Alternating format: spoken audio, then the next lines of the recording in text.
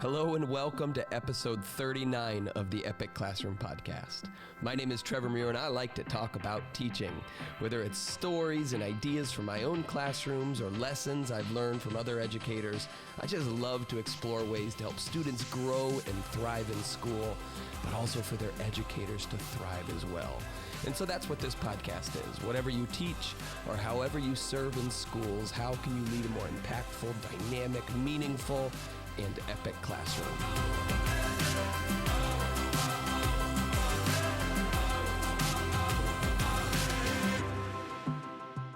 All right, hello friends, welcome back to the podcast. It has been a little bit. I think the last one I released was in early September. And so it's been, we're going on 2 months since I've released a new episode. And I don't like that. I like getting to come into this little studio at the library in the little village where I live. And they've got this little podcast studio. I love coming down here and sharing some ideas and thoughts. And, I make a lot of videos and write blog posts and stuff like that. And those are great mediums to get to connect and share ideas. But there's just something about the podcast where there's a little bit more space and breathing room to dive into ideas and get to share what's spinning around in my brain and what I'm experiencing and what I'm seeing, what I'm learning. Podcast is a fun way to do that. And so I don't like that there's been this big gap. But the reality is I have been a little busy the last couple months wrapping up a book that I'm working on. And I'm going to share more about this book very, very soon. But I'm really, really excited about it. Me and my good friend John Spencer, we have been working on this book literally for years. We had an idea back during the pandemic, if you remember that little incident that happened starting in 2020. During that time, we were just really trying to figure out what do we want to talk about as the world is pivoting and shifting and shaping, and we're having to adapt, and teaching still has things that we need to hold on to, but then also teaching needs to add more to the repertoire and get rid of some things, and it's shifting and changing, and the world is different.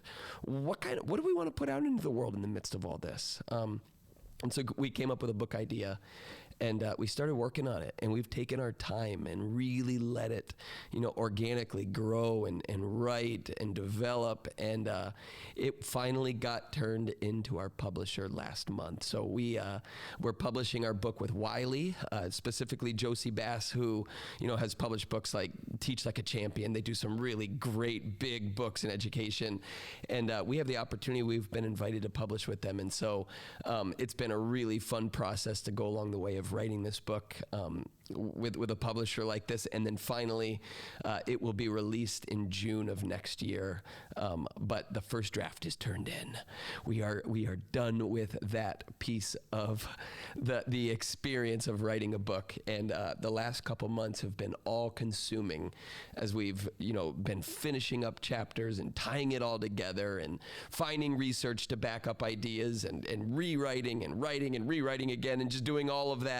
And now it's submitted, and it's like a big exhale. It's like, all right, we've just been inhaling for the last few months, and now it's like, okay, now we can exhale and we can breathe a little bit and have a little bit more space to work on different projects and get to be in schools and do all that. And so I feel really good right now. It feels a little bit lighter.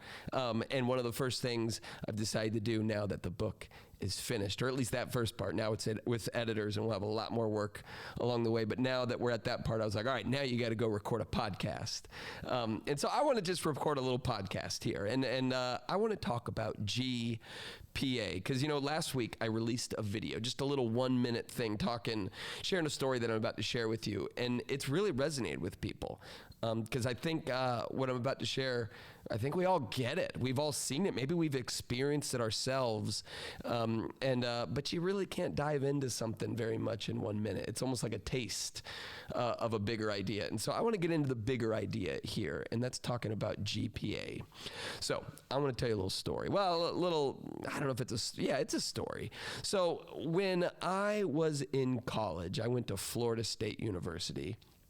I wasn't a big fan of school. I didn't put in a whole lot of effort. I started off my college career at Florida State and by the way, if you're a football fan, you might notice that my Florida State Seminoles are in the top 4 in college football right now. So keeping my fingers crossed about that. But anyway, I went to Florida State, and I didn't know what I wanted to do. I actually started off as a recreation and leisure major at Florida State. You heard that correctly. I was a recreation and leisure major until I went home during Thanksgiving my freshman year, and my grandfather, who was helping pay my tuition, so he was kind of a big piece of this, he asked me, he said, "So what's your major, Trev?" And I was like, "Oh, it's called Rec and Leisure." He said, "No, it's not. What's your major?" I said, "No, it's actually called Recreation and Leisure." And he looked at me nice and serious, and my grandpa said, "No, it's not. What's your major?" I'm like, okay, I guess I'm not allowed to have a recreation and leisure major. And so through a bunch of experiences, I eventually shifted it to an English degree because I've always been decent at reading and writing. And I thought, you know what, if this can get me through school, if I can write just well enough, if I can read just well enough to get the grades that are necessary to get me out of here, that's what I'll do. And you know what, English degree is respectable enough to my grandfather, so I'll go ahead and do that. And so that's why I became an English major, just because I always like reading and writing, and that's literally it. It was just a way to get to the next level. And I look back and it's like, this was most of my life going into school, at least from middle all the way through high school. It was all about how can I do just enough to get by? How can I put in the minimal amount of effort and do and engage just enough to get the passing grade, to keep my parents off my back, to get to the next level and get a high enough GPA to get into college. And you know what? The GPA after high school was hardly even enough to get into college. That's a different story. But that's why when I finished my bachelor's degree, when I left Florida State, and I'm a little nervous to admit this to you as a teacher, I graduated with a 2.75 GPA. Not really great, a C average through college. That was my bachelor's degree. So I graduated with a 2.75 GPA, and it didn't look really great. And I really didn't know what I wanted to do with my life. Like it was just like, you know what? I just got to get to the next level. But then it turns out like, well, what happens when you're done with school? What's the next level after that? I was like, I don't know, but all I need to focus on is getting just enough to get out of here. And that's what I did. So I finished with a 2.75 GPA. But towards the very end of my senior year of college in my English major, I had the opportunity to become an English tutor for a student. I needed money, and I saw an advertisement. Somebody was trying to find a tutor for their high school daughter, and they were offering to pay $7.25 an hour. $7.25 an hour. I don't know about you, but that was some big money for this college kid. And so I took that job, and I knew nothing about teaching or tutoring. I didn't know anything about writing instruction. I just knew how to write myself, but I needed some money. And so I took this job.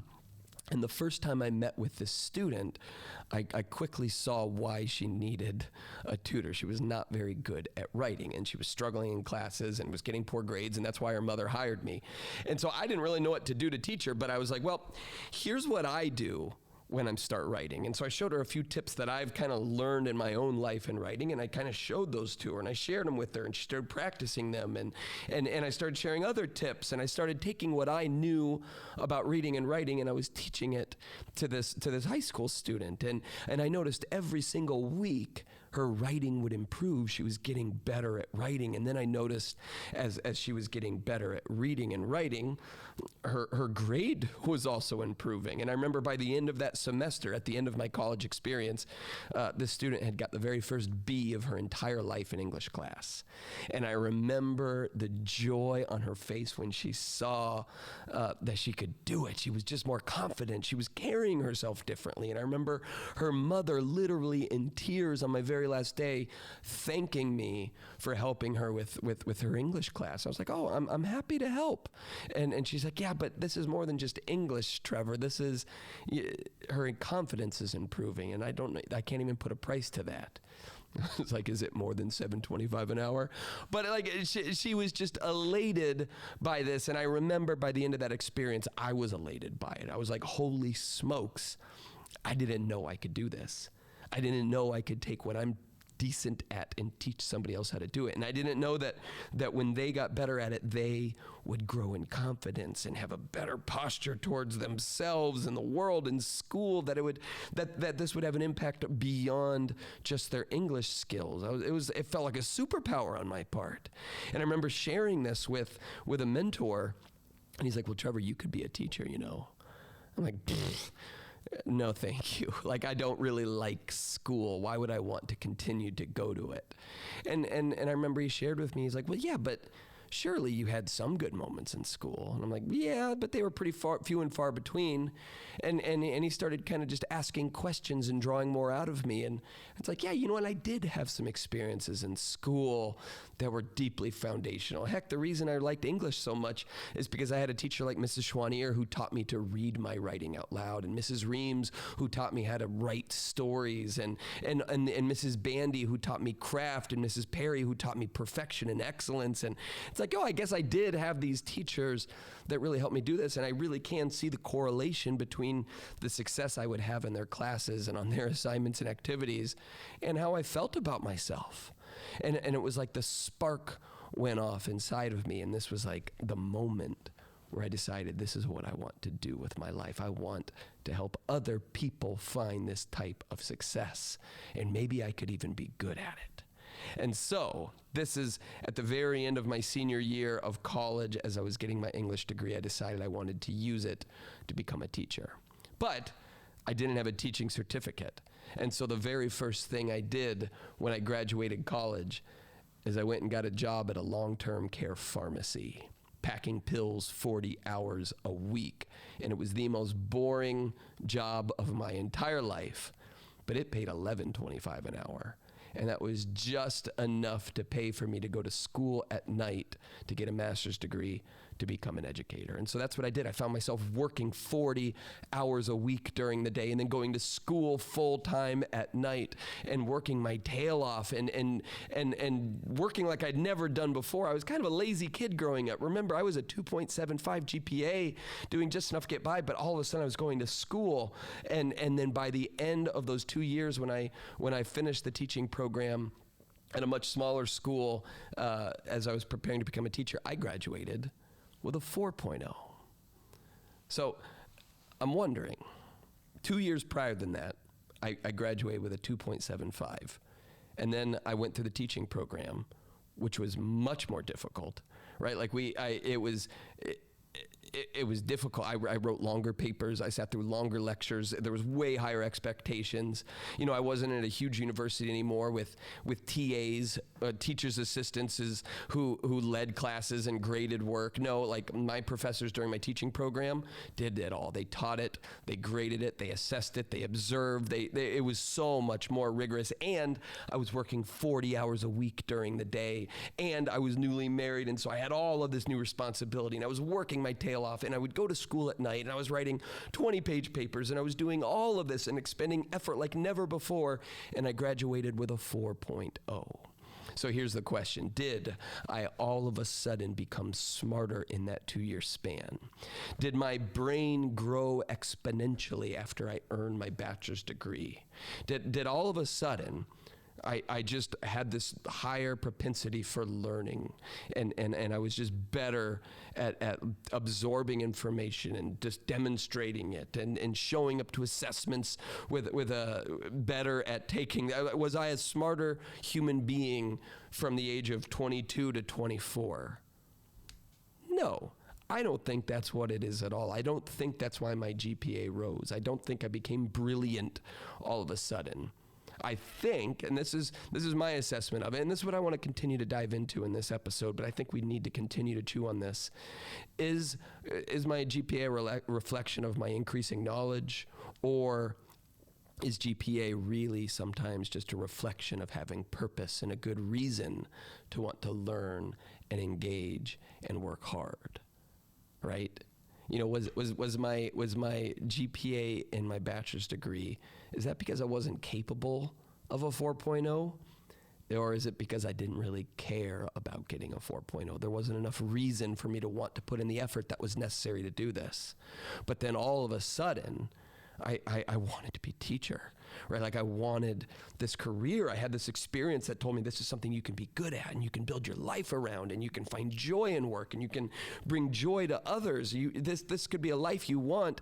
And that was my fuel. That was my passion when I was getting my teaching degree. That was worth those 20-page papers. That was worth showing up to every class. That was worth the energy and expenditure that went into getting a 4.0. I don't think I'm brilliant. I don't think I've ever been a particularly smart student, but I was absolutely a motivated one, right? I was motivated to do well. And then when you juxtapose that with my high school and even middle school and my bachelor's degree experience, when you compare the two, it's like, oh yeah, I mean, it was still lots of work, but one of them had this passion fueling it and the other did not. And so I think we have to ask the question as educators, whether you are teaching early elementary or you teach higher ed all the way through, I think we have to ask the question, how do we make school more relevant for our students? How do we find ways to motivate them in ways that grades just are not capable of doing? Now listen, lots of people are still motivated by getting good grades. That's fine, right? Like maybe you're one of them. Maybe you cared about doing your best and you wanted a grade to reflect that. Wonderful. Yeah, that's wonderful. But there's lots and lots and lots of students who are not motivated by the same thing. And yet if you look at most of the education landscape, so much of it is still centered around that GPA. And the truth is that GPA is not actually reflective of the whole child. It's not reflective of their knowledge capacity. And it's not even reflective of their potential work ethic. It's reflective of the way that they respond to this system. And to me, I responded to that system way more when I knew there was a good reason for it. I've shared this quote many times, but I'll just always continue to share it. A strong why allows us to withstand any how, right? Like if there's a good enough reason why we're doing something, we're gonna figure out how to get it done. And for me in this teaching program, when I went and got my master's, it was because I had a really strong reason why for being in the classroom. Now, when I'm saying, oh, we've got to make school relevant, or we've got to make students want to be there and work hard and learn and engage, that isn't my way of saying we need to make school fun all the time. Not at all, actually. A lot of my master's program was not fun, right? I wrote longer papers, like I was scrutinized more heavily. It wasn't more fun. I was in classes of 12 students rather than 200 most of the time. And so now all of a sudden it's like, no, there's no way to just fly under the radar. You're gonna have to put in your best effort. It was harder than my bachelor's degree. But now the work, and sometimes the boredom and the tedious nature of school and the time commitment and the learning, all of it felt more relevant to me. And so maybe that's what we all can really get better at as educators. How do we make learning more relevant for our students? Relevant is the key word here. How do we help them understand that this work, this time is worth it? It's worth giving your energy to. So I just want to give an example of this, and then I'll just leave you with that question. You know, I was once teaching a global studies class, it's a cross-curricular of ELA and world history, and I had a unit that I had to teach my students based on content standards surrounded around war and like Middle Eastern conflict, I believe is what it was. And so traditionally, when I have content standards like this, and this is how I would have taught this exact unit before I did what I'm about to tell you about, I would have had them write informative essays about it. And the unit would be a mixture of direct instruction on my part and activities that they engage in to prepare for writing this essay, right? If you're thinking about the unit as an unfolding story, the climax would be the day that they submit their essay for it. And the grade on the essay would be that primary motivation for effort during the unit, right? Like, hey, we are learning this. I'm teaching this to you. We're watching these crash course videos. You're having these discussions. You're engaging in my class so that you are ready for this essay and the test as well, so that you can get a good grade on it, so that it can help your GPA and you can move to the next level, right? Does that sound familiar to you? So that's what I would have done. And of course, don't get me wrong, I would have hoped to still inspire my students with the content, right? I would still hope to tell them good stories that they would be into and find ways to get them thinking deeper about it. Of course, that's what we do as well. But their motivation primarily would be rooted in the GPA. That is often what school looks like. So that's how I would have done it. But one year I was doing this project and I wanted to add some relevancy to it. I wanted to make it a little bit more real. I wanted my students who didn't care about their GPA to still have a motivation for doing it. And I wanted my students who cared only about their GPA to learn to be motivated and work hard for things other than just personal benefit, other than just trying to do good enough to get to the next level and look good while you do it, right? Like I wanted it to be bigger than that. And so I did some brainstorming. And actually, I want to tell you about a brainstorming should I do it now? Now I'll do it at the... Yeah, I better do it now. Oh man, see, this is what happens when you're telling a good story and then you want to take a side path, but it's like, no, you're in a story. All right, I'm going to make a note right now to tell you at the end of this episode about a new resource that I created last week that can really help you come up with sweet project ideas to add this type of relevancy. So I wasn't planning this, but I'm going to make a little note right here so I don't forget to tell you about it, because it is sweet. And I'm getting really good feedback on how people are using it. So put a pin in that. Make sure you're staying around to the end of the episode. So I wanted to add some relevancy to this project. And what I ended up doing is I asked the Dean of Education at a local college, which, by the way, was the same college I received my master's in. It could have been any college, but I had a little bit of a connection. And so I said, hey, I'll reach out to them. And so I reached out to this local college, and I invited...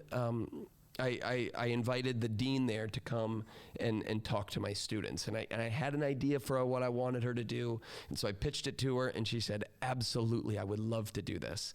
And so the Dean of Education at Aquinas College here in Grand Rapids, Michigan, the epicenter of the polar vortex, the Dean of Education came into my class, and she invited my students to prepare lesson plans based on these content standards around Middle Eastern conflict and war. She said, I would like for you to create lesson plans for how you would want to be taught this type of material. And so she was really empowering them. She said, hey, I know how a lot of teachers would teach this, but how would you want to be taught about this? Would you want a simulation? Would you want a hands-on activity? Would you want it to be a discussion? Would you want it to be a video project? How would you want to be taught this material? And so she threw it out there to my students, and she said, I would love to invite you at the end of this month to take your lesson plans and come to our School of Education at Aquinas College, and I would love to invite you to present your lesson plans to our pre-service teachers. And the way she pitched it was, these teachers in the next couple of years will be working in your schools. And so you might even have them as a teacher. And we want them to find out what students would like in school. How would they want to be taught? So we would really love for you to go and teach them a little bit about how kids respond, how students respond to teachers nowadays, and maybe come up with some specific ideas. And since you're doing this unit, why don't you build them around these content standards? And so I don't know about you, but I have seen over and over high school students get really fired up about the idea of talking to college students. It's kind of like when you take an elementary kid to the high school, they think they're going to meet celebrities, oh my gosh, it's high schoolers. It's the same with college students. My students were nervous about this proposition, but they were also really excited to get to leave school for the day and go to Aquinas College and present their work to actual college students. And so that was going to be the climax for their learning. At the end of it all, we're going to go to this college and present to real people and hopefully impact their teaching careers. And so I said, all right, we have got to learn these content standards so that we can craft them into lessons. And I said, one of the best ways to collect this information and process it and learn how to teach it is to write an informative essay. So we're going to start this experience by writing informative essays, so you can really have an expository piece of writing to learn about it, and you're going to be able to research it and make sure it's good. And then from there, we're going to convert it into lesson plans. And so for the next couple of weeks, we wrote essays, and I did some direct instruction, and I had them do discussion, and I had them read books, and it looked very much like a traditional classroom. It was the same type of learning experience they would have done anyway, except now the motivation for learning it wasn't just for them. It wasn't about the GPA. It was about serving these pre-service teachers. And then we took it and we converted them into lesson plans. And then at the end of it, we got on a bus that the college paid for, because it's a win-win, right? They wanted my students to go and see the college, to recruit, and it was a win for us because now there was this authentic audience, and my students went and they presented their work, and it was beautiful and glorious, and I never forgot that experience. And it's so funny is, if you've listened to the podcast for a while, you know that like this is the type of learning I like to do, is how can we make it authentic and relevant for students. And so we did some really, really sweet projects every year. And every year at the end of the year, I'd always say, at the end of the school year, I'd say, all right, what was your favorite project we did this year? And, there was the ones like interviewing World War II veterans. There was, serving refugees in our community. There was shoe drives. There was a project where if my students collected enough shoes, I would do a polar plunge in front of them. There was all of these big epic projects. And every year, without fail, when I'd ask, what was your favorite project we did in my class? Every year it was the Aquinas one. The one where they had to write informative expository essays. And it's so funny because most of that project wasn't a hands-on learning experience. Most of it was researching and listening to my direct instruction and doing activities where they learned about this content and crafting it and research skills and doing, credible source research and this stuff that they were going to do in any social studies, any ELA class. And yet that was always their favorite. And I'm convinced the reason is because they were motivated by something bigger than themselves. Students know how they want to be taught. They know what kind of teaching and learning experience they respond to best. And so when they were empowered to get to go and deliver that and share it and hopefully shape somebody else's educational career, which is really shaping their future students' career, that was motivating, and they put in the work, and that was why it was their favorite project. And so like that to me reminds me of why I got through my master's program so much better than my bachelor's, is because there was a good reason for it. There was passion. It was bigger than myself. And that's the same with a project like this. Students are still doing hard work. They're still writing an essay. It's still difficult, but now there's a reason for doing difficult work. And that's at the heart of it. And so let me leave you with that question. How can we make work? How can we make learning? How can we make school more relevant for students so that if GPA is important, great, fine. But so that GPA reflects their motivation rather than the pressures they have to get good grades or whatever that is. So that's where we're at with that. Oh, I promised I would tell you about this resource. So last week, this last 6 months, I've been doing lots of work with teachers around AI and using ChatGPT to design really cool learning experiences. And one part of my project-based learning workshops is, teachers are designing projects alongside me, and then they get to go use those projects to engage their students and do all the stuff that those projects can do. And in the last 6 months, I've been showing them how to use ChatGPT to do this and figuring out what language do you put into the prompt generator to come up with really strong project ideas that are content rich and meet the needs of your students and your grade level. And it's just been really, really neat to do. And so I was like, you know what, how about we create a resource where anybody can do this? So even if you're not in a workshop with me, you can still design really cool projects. And so I took the language that I've been using to teach teachers how to make projects and that I've been making projects myself, and I put them in a Google Doc. And there's just a few little spaces where you have to fill in personal information, like what class you teach or what content standards you want to cover. And I prompt you along, but otherwise you can just copy and paste what I have in this document into ChatGPT. And I'm telling you folks, it will design an entire authentic, meaningful, relevant learning experience for you. And you will not believe what it can do. This program, it is so cool. And it's been really fun because I put this resource out last week and people have been getting a chance to use it, and the feedback has been great. People are so excited about the projects they're creating, just like they've been in the workshops. Obviously in the workshops, I really help people figure out how do we learn to adapt it and shape it for your specific students. But I think just even using this resource is a good place to start. So anyway, if you would like that, I will make a note to put the link. It's free. I wanted to put it out there for the world. So I will put the link for you to get it for free in the show notes for this podcast. So feel free to get it there. You can also get it on my website at trevormuir.com. And I think it's just /ChatGPT. I'm not sure. See, this is what happens when you're not completely prepared for your podcast. But I will put it in the show notes for this. But I think you will really like it. especially if you want to design projects like the one I just described. So go and check it out. It's on there. It is free. And and if you want to check out any of the other stuff that I create, I got lots of it. So go check out my website at trevormuir.com. Go check out some past podcast episodes if you haven't listened to them yet. And if you like what you hear, if you like what you see, if you like these videos, please feel free to share it.